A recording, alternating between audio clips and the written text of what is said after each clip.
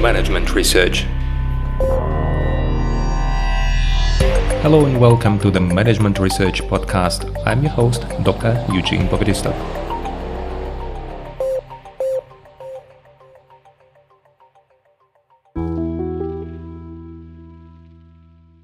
Hello and welcome to the next episode in my podcast. I'm your host, Dr. Eugene, and we continue talking about the 5 forces framework.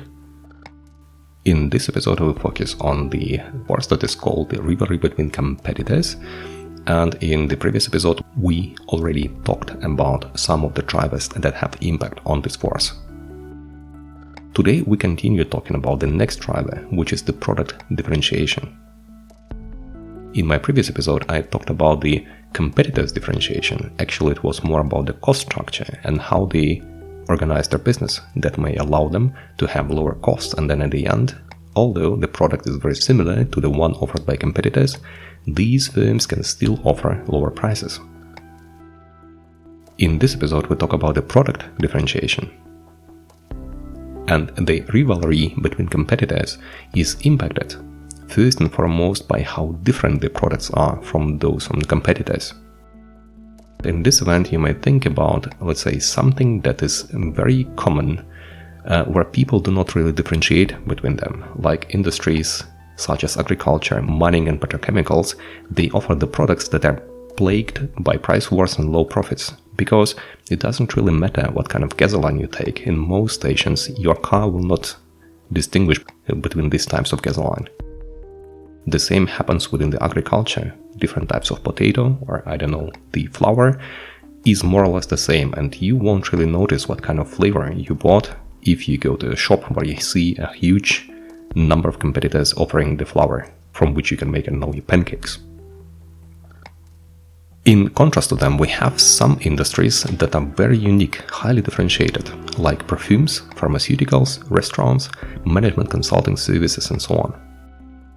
In this event, the price competition tends to be weak, just because different consultancies offer you different services, and even the big 5 consultancies, they are very differentiated and they actually pretty well split the market between them, and you know more or less the main focus of the consultancies, and you know that if you would like to have a different service, you have to go to another firm. With restaurants, if it is not a fast food restaurant but something haute cuisine or something like this, you may go because of the spirit, because of the atmosphere, because of a specific chief. And if you like a specific chief or if you like a specific kitchen, then probably you will not go to another restaurants. You cannot say just any type of food. You would like to have very specific food. In the event of pharmaceuticals, you have the same unique medicine, for instance, medicines that they offer that will be really unique and cannot be copied because they're protected. They have the trade secrets over their pharmaceuticals. In the event of perfume, if you like a certain scent, it is very likely that you will not switch to another one which is similar. There is a kind of view of similarity. You like something very specific and you would like to have it. So the price competition is actually pretty low. Yet, we have some industries in between, and I like to give to my students an example of Android devices. They all look very similar, and they all try to find something that will make them distinct, something that will make them unique. A bit different designs, a bit different combinations of the CPU and RAM memory and so on. And in this event, it is not the same as the flour, but also not the same as pharmaceuticals or perfumes. You can observe really just because we know a lot about the smartphones market, what happens there and how hard the competition is. In this event, the firms who offer their smartphones, they can play with the prices. It's very close to oligopoly that we talked about in the previous episode. It is more about the marketing war than about the price war. In this event, you may also be interested in the fact that very seldom a firm produces completely the whole smartphone. Mostly they combine different elements from different producers. They can take the screens from Samsung or maybe from LG, they take the CPUs maybe from MediaTek, maybe from Qualcomm, they take different types of RAM memory, and more or less the prices are fixed on these components. So what they have to do is actually have a unique combination and add something software related where you can distinguish yourself from different other smartphones, having your own designs, or maybe, what is the last trend, different AI-driven solutions. They behave like an oligopoly market, but still very intense competition. I hope it will help you develop a better strategy. I hope it will help you understand your firm's position in the market as well as your personal position in the job market, because you can apply the same notion. If you compete for a certain position that everybody can do, like working on a cashier desk, it doesn't really require a lot of training. Then you have to go for a very low price or very low salary.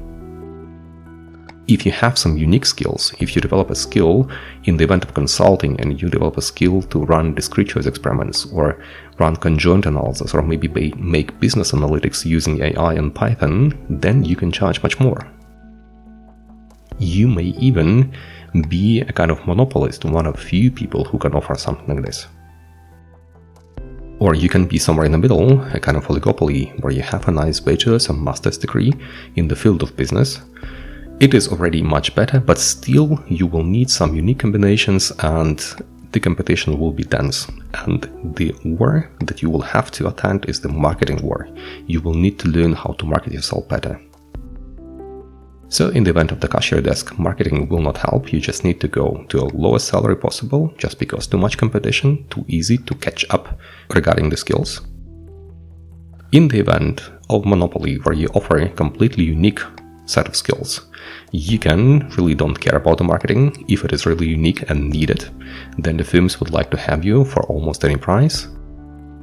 And if you're in the middle, which happens most often, then you have to think about what will be your marketing strategy and how you're going to sell yourself to your potential employer. I hope it was interesting and helpful. Wish you all the best. Don't forget to subscribe, leave a comment or give me a like. And I'll see you in the next episode. Bye bye.